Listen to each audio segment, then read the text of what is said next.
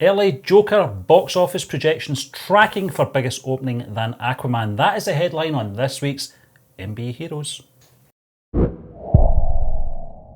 Yes, Stephen, this is coming in from Screen Rant, and they are saying that according to Box Office Pro, who do a whole manner of long range, short range, medium range forecasting for box office openings and just performances in general, they are saying that the opening weekend for the Joker is currently pegged to be approximately $77 million. Now, this would be impressive, Stephen, for a whole manner of different reasons, which I'm sure we will touch upon before we move on.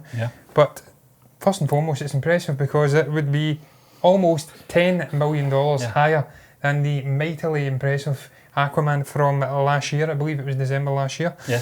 Which came in at $67.8 million and is widely regarded, I believe, to be the most successful DCEU movie to date. Obviously, Joker is not part of the DCEU, I have to stress, but it's still a DC movie.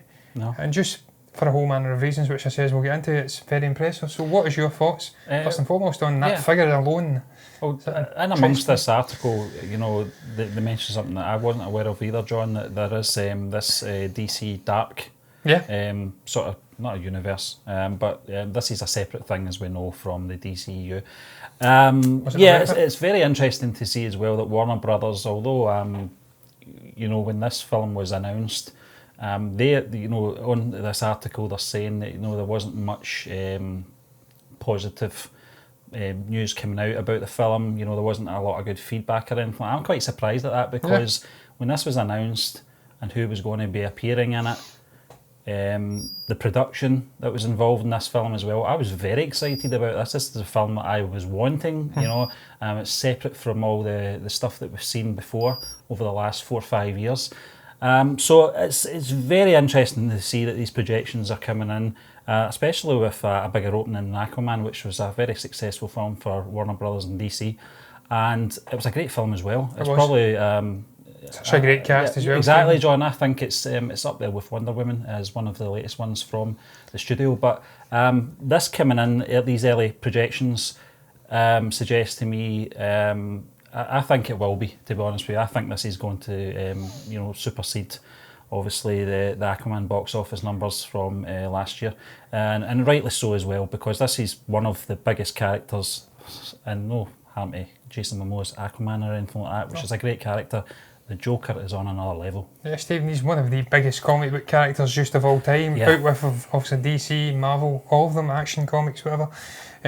He is one of the all-time great villainous characters, really. Perhaps my favourite. In fact, I would say he is my favourite villainous character.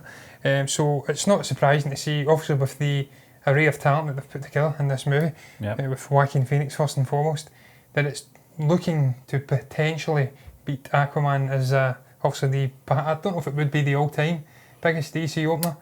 I can't recall how the Christopher Nolan Dark Knight trilogy performed in terms of opening, but certainly it'd be right up there. So it's no surprise, obviously, with Joaquin Phoenix. Everybody knows how good an actor this guy is. He's so talented, he's got such a great range, and he just seems like the perfect fit for the character, Stephen. We've seen this guy, we've discussed many of his movies on the blog Rundown, where he just goes into the innards of these very strange and complicated and almost, I don't want to say deranged, but very weird insular characters. And this is, again, I mean, this guy's just all of their range of emotions, perhaps except from empathy, unless he's dealing with his mother in it. He's got just about everything in the lexicon of human emotions. So it's a really great character for him to delve into.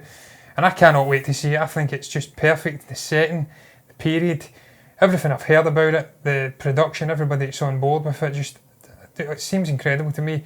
What the writer said, I think it was last week or 2 weeks back, that it's unlike any other comic book movie anybody has ever seen. It's going to look at the ills of the world and how it's really hit this guy down till he's rock bottom, and then he comes out fighting back. I can't wait to see it. I really am excited at the prospect of perhaps DC doing a potential Sony Dark Universe as well, where it's allowing, as they do say, a whole array of interesting directors to come in and maybe make a movie in their own image, their own unique flair. Where they could go for that, it's just the possibilities are endless, Stephen, with all the great supervillains they have, the likes of, I don't want to say Mr. Freeze, although he came to my head right away there because of Arnie. What killed the dinosaurs? The Ice Age, and that sort of thing. But you've got Black Widow, or not Black Widow, Black Adam coming out soon, Dwayne Johnson. You've got Harley Quinn already had a movie, she's proven that she's a great character, also with Margot Robbie portraying her, but we are getting obviously the fabulous emancipation of one Harley Quinn coming out, so they're doing that already, I guess. But then you've got the likes of Steven Scarecrow and just Deathstroke and Lex Luthor. There's a whole array of characters in there which could be perfectly portrayed in their own standalone movies, and it's just interesting to see DC finally perhaps come back to their roots, flexing their muscles with standalone movies, not becoming too overly encumbered with the thoughts of trying to copy everything Marvel's doing. But Stephen, first and foremost, just DC itself, man.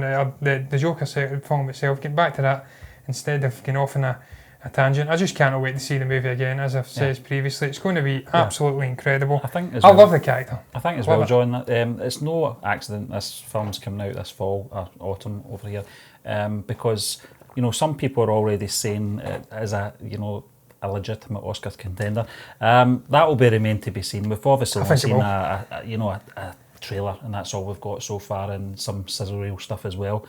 Going back to this DC Dark thing as well, it's going to be very interesting to see, although they've not confirmed that these are going to be a series of one-off films, if this film is a massive success, there is no chance in hell that they're going to say, we're not doing another one. It depends, I suppose. If Joaquin Phoenix doesn't want to do it again, then they might have to That'd be very interesting if they continued on the Joker character itself, Stephen. That would be cool, into a sort of a alternate universe. That'd be very cool.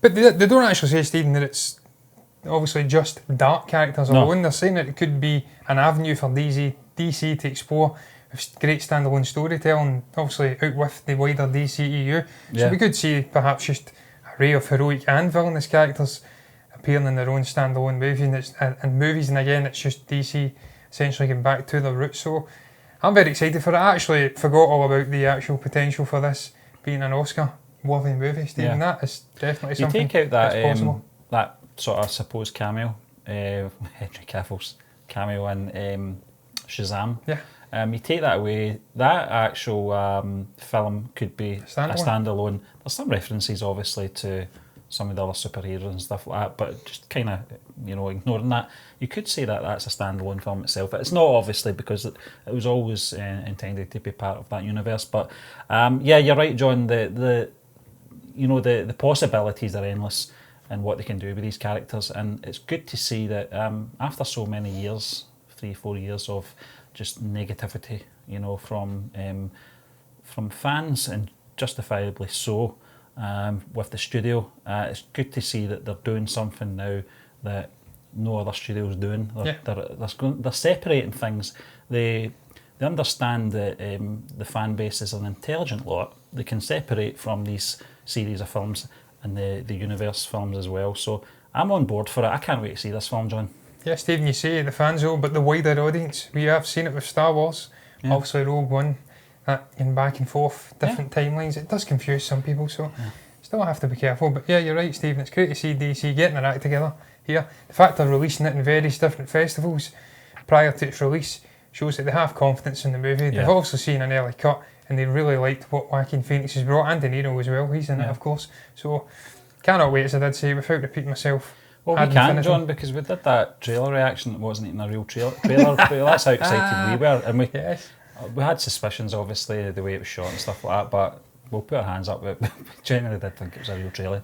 But we'll move on to the next article, John. This is Jason Momoa jokes about delaying Aquaman 2 to continue protesting in Hawaii. Now, this is in regards to... he's over there just now fighting the cause for a 30-metre telescope that's actually built on, I think it's an active volcano. Dormant volcano, but it's sacred land.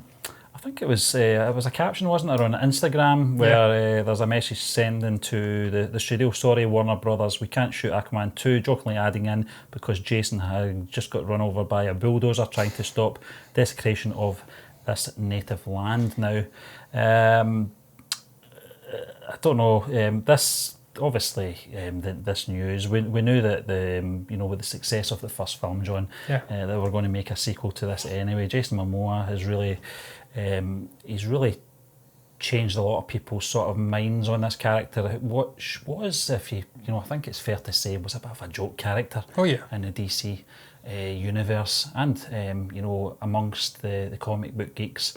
I would say Jason Momoa is probably a bigger percentage of changing people's perception of this character, as well as obviously the writers and director for the first movie. But Jason Momoa is probably the one, I think anyway, that's changed that character's image, just with his own sort of charisma.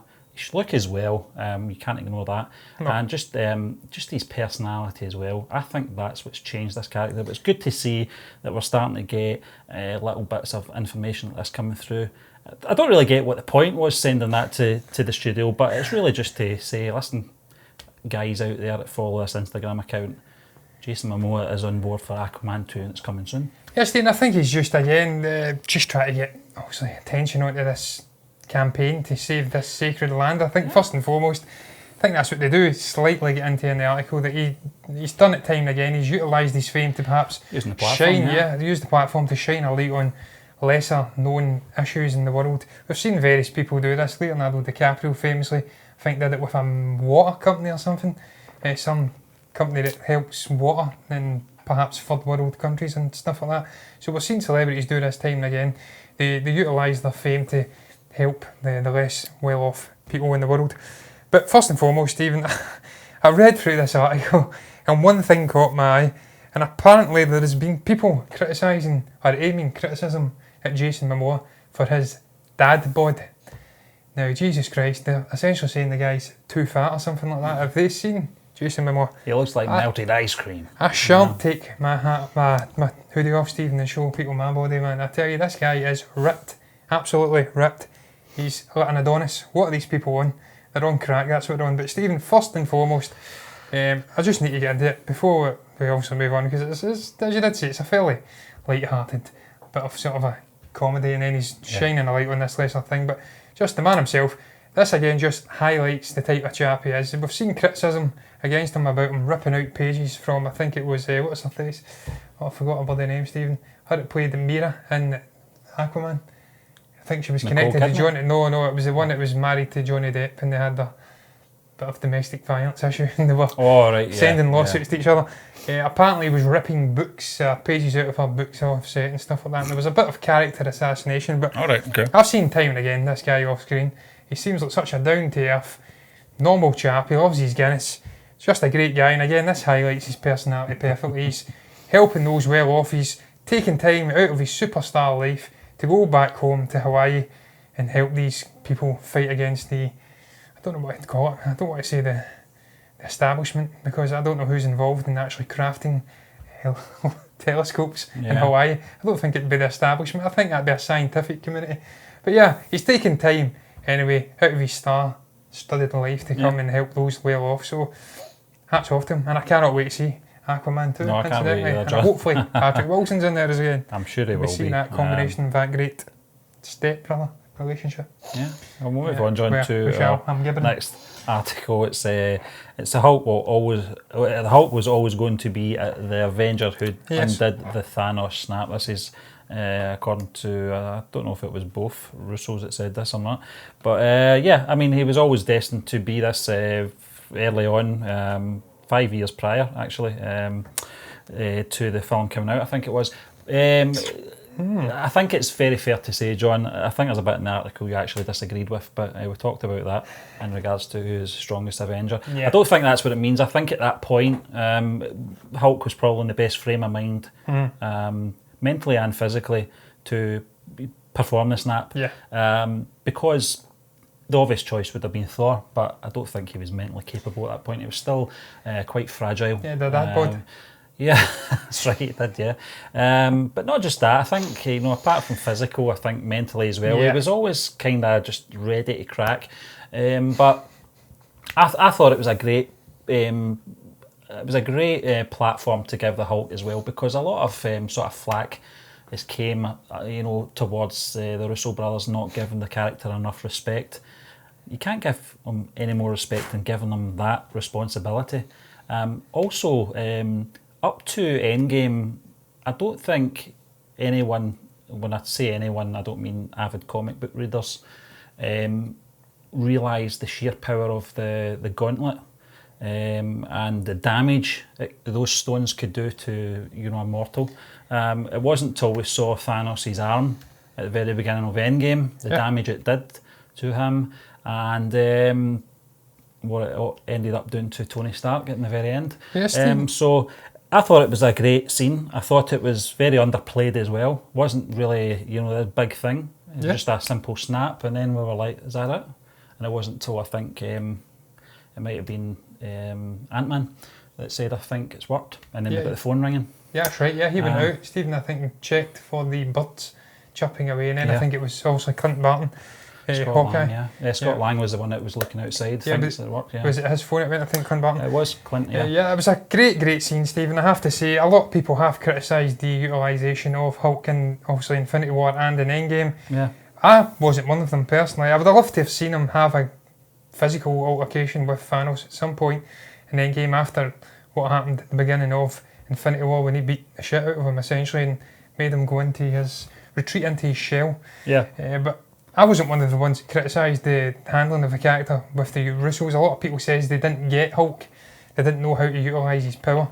But I think the way they've used this character in the previous 3 movies, and it's been like a semi-independent story throughout 3 different separate arcs, has been beautiful.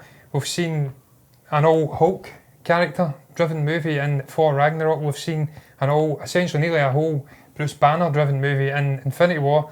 And then in Endgame we've seen the 2 combined, and it was just poetic. I felt the way they handled it, the transformation of that character, the way he developed from being a kind of a brutish Hulk figure, and he was ashamed of him, and them joining into this one figure, and then they can utilise the brute strength to actually wield the gauntlet, and then they can use the cerebral combination of the brute and the cerebral to actually flick or snip the fingers. And we heard about the complexities of the actual finger snap as well, Stephen, that were required. You'd have to think about people who were in the air, who were in danger. If they come back into being, then they could die. So we had to think about it long and hard. It wasn't just, we have to snap them back into existence and that is it. There was a lot of things going on under the surface. So you needed that cerebralness of the Branagh brain with the brute strength and also the gamma radiation. That would have been a film itself, John. Oh, the Hulk itself, Stephen, I loved Hulk throughout the Infinity Saga. I thought it was a great character. One thing I'm glad they didn't do, John, the Smart Hulk was supposed to debut during Avengers Infinity War's Wakanda scenes. We talked about this. We've seen it in the trailer. That's right, he was running through with the rest of the gang. What I'm glad they didn't do was this, because I felt the moment belonged to Thor at this point. His entrance is still gives me chills. Just that the music build up to it. You know, it looks like they're about to lose the battle, and then all of a sudden this god comes in. Beautiful. You know, just you know, that lightning going all over the place. His eyes glowing. You know, and he just zaps him.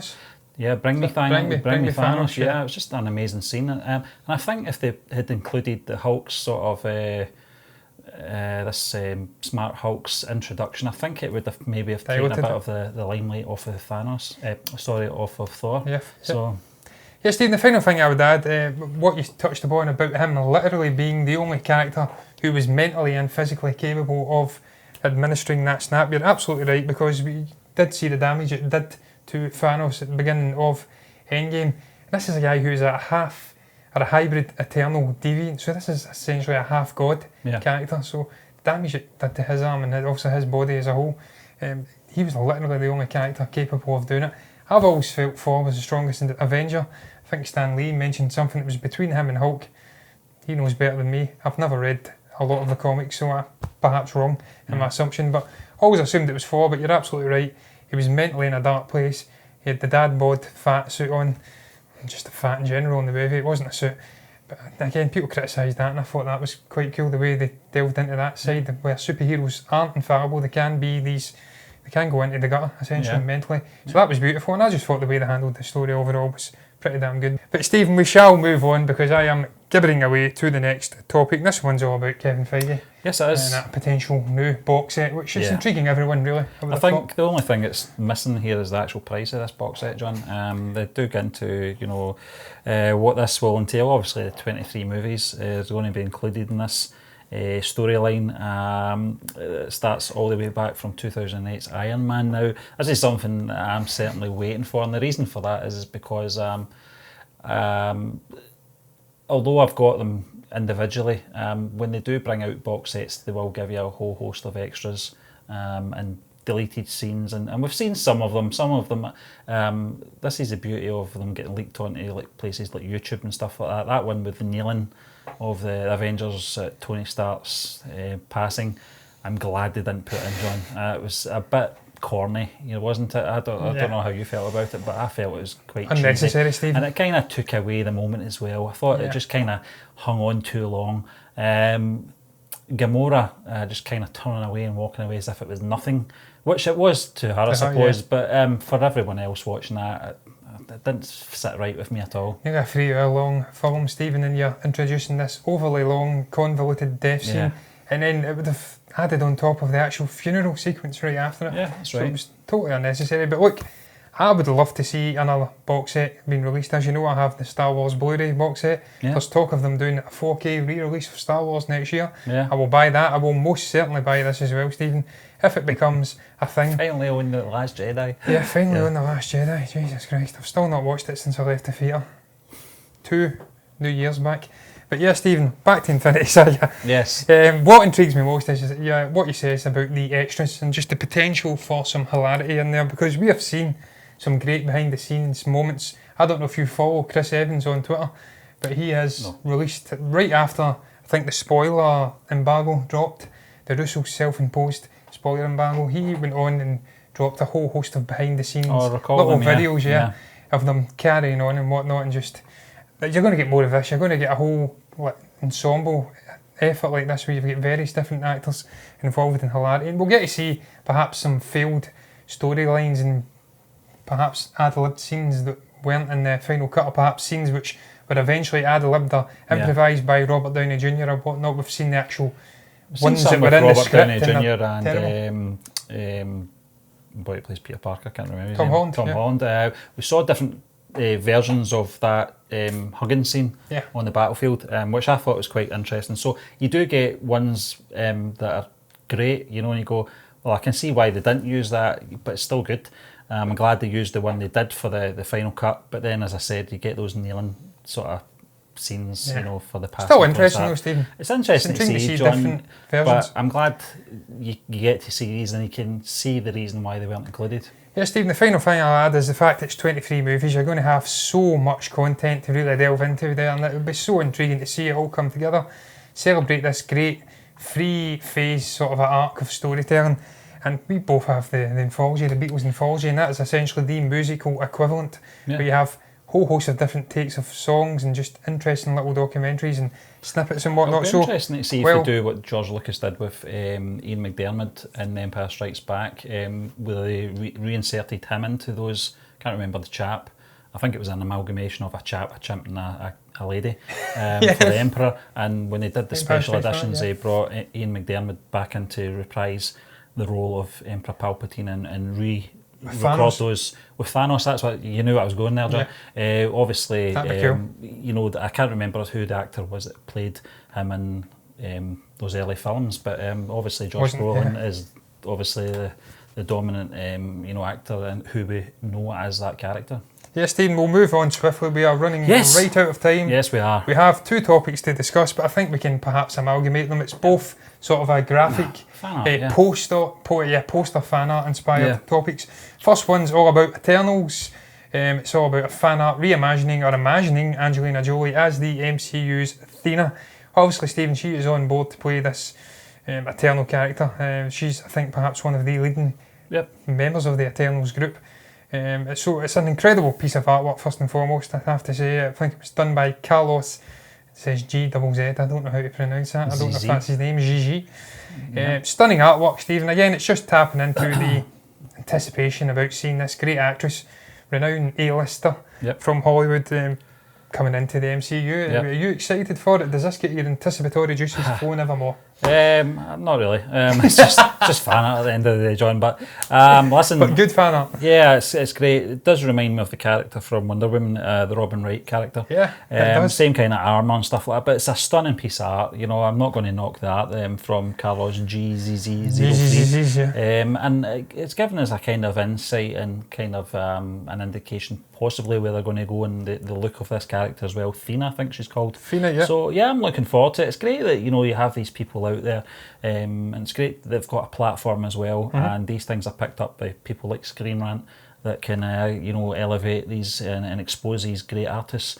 online. I think it's great. I think it's a terrific piece of art, and I love the font as well they're using for the Eternals. I think that's a great font as well. It's beautiful, and the way he's included the colour scheme from the actual Eternals logo into the armour. I presume that's the colour of Thena's armour anyway, and that's why they've probably utilised the gold in the logo, and that would be the obvious thing. But Stephen, moving swiftly onwards, no time for gibbering here, to the final sort of a discussion. I'm just, as I says, we're amalgamating together. It's all about Thor, Love and Thunder. It's a fan poster. It's Jane Foster. She's front and centre of this fan-made poster. I have to say, Stephen. Boss Logic, yeah. Yeah, it's Boss Logic, and it's not his best. I have to say, I'm not impressed by that one all that much. I like what he's done with the actual. You says it's not Thor the Mighty Thor, it's with female Thor. I love the Jane Foster Thor version, where she's got the helmet on. Yeah. I love this sort of a paralleling with her and obviously Thor and the anguish and obviously them in a slightly happier, more powerful state of mind. But the actual Natalie Portman image used for the anguish side, the Jane Foster side, may have been from the original Thor. Looks like she's given birth to looking like there. Exactly. Yeah. I was about to say that, Stephen, it could be ripped straight from Revenge of the Sith. Also, John, I don't know if you noticed down at the bottom of the art, it's giving you that kind of ripped look at as if it's a wore out sort of poster. But he's a great artist. It's a great, I follow Boss Logic on Twitter, but it's not the best one I've seen. No, it isn't, Stephen. But look, that's going to round up the show. Yeah. What did you guys make of the whole myriad of topics we spoke about? Are you excited for the Joker film? Do you think it will open up bigger than Aquaman? What did you make of the array of different topics we spoke about, the likes of obviously the fan art and whatnot? And was Hulk the only candidate to do the finger snap? You can comment below and let us know what your thoughts were on any of the things we discussed. If it intrigues you and you're compelled to do so, like the video if you've enjoyed it. Subscribe to the channel if you want to see more content like this in the future, and both me and Stephen will be back again tomorrow with MBE Movie News.